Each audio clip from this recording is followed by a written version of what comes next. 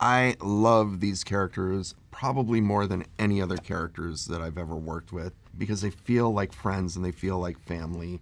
And it was sad when the first movie was finished. You know, I actually felt depressed that I wouldn't be working with these characters again because a lot of my career was working on shows like The Simpsons where you had a chance to kind of build those relationships through episodes about the family. So it was that I was really craving to have that kind of experience with these characters again, where we got to know more about them.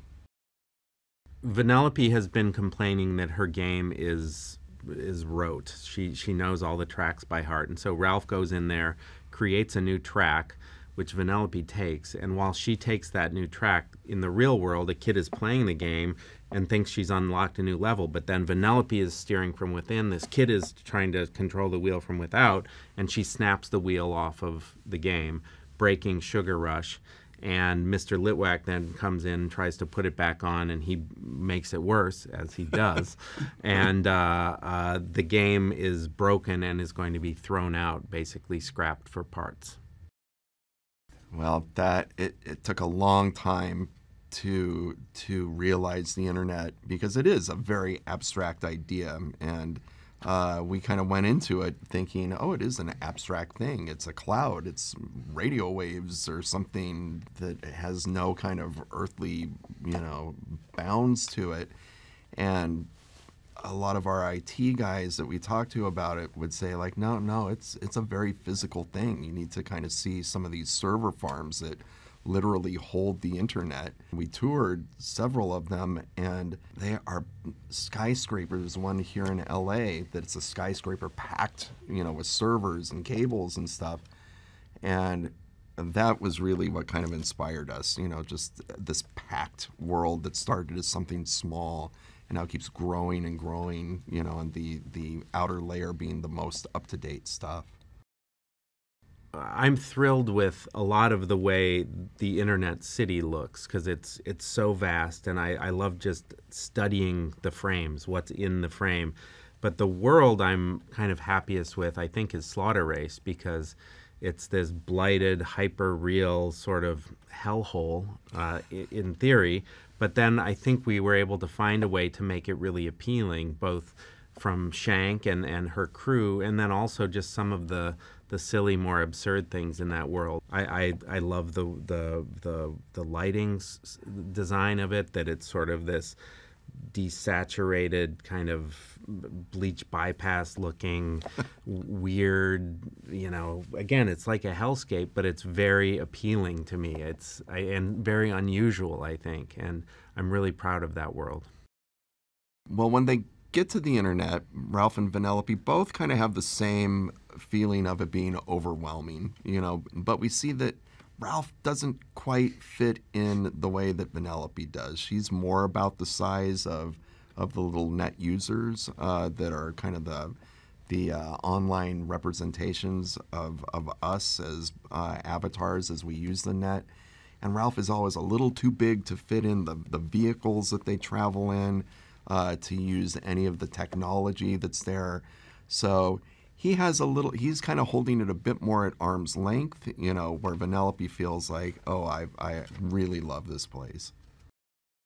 Yes is an algorithm at a site called BuzzTube, and she sees something in Ralph that knows that he may have what it takes to be a viral sensation.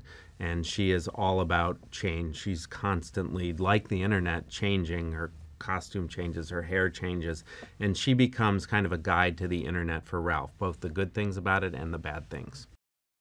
Well, Shank is a boss character, a non-player character in this online game called Slaughter Race, which is very, very different from Sugar Rush. But upon seeing it, Vanellope thinks this is a really cool game. The only thing about it is that these characters here seem to be very dangerous and violent.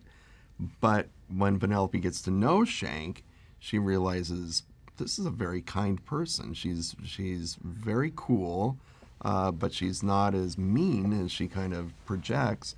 She's actually very wise. And to Vanellope, she becomes kind of this cool big sister type that is counter to Ralph's kind of bumbling, goofy big brother type. This movie, the main theme of this movie is about change, specifically change as it relates to a friendship. And we wanted to portray in this film a friendship that is going through a moment of profound change, and show that just because people sometimes move away, or that their aspects take them in different directions, that they can still be best friends. That you don't need to be in close proximity to someone to still be a good friend to them. The princess sequence came about as a joke. In the very beginning, it was like, what if Ralph and Vanellope end up at a Disney-owned site and somehow meet the princesses? Ha ha ha. And from that, though, we remembered, well, Vanellope is a princess, so maybe this could be an important piece of her story. And so, as funny as the scene is, which I hope it is, without having met them, Vanellope would not end up where she does at the end of the film.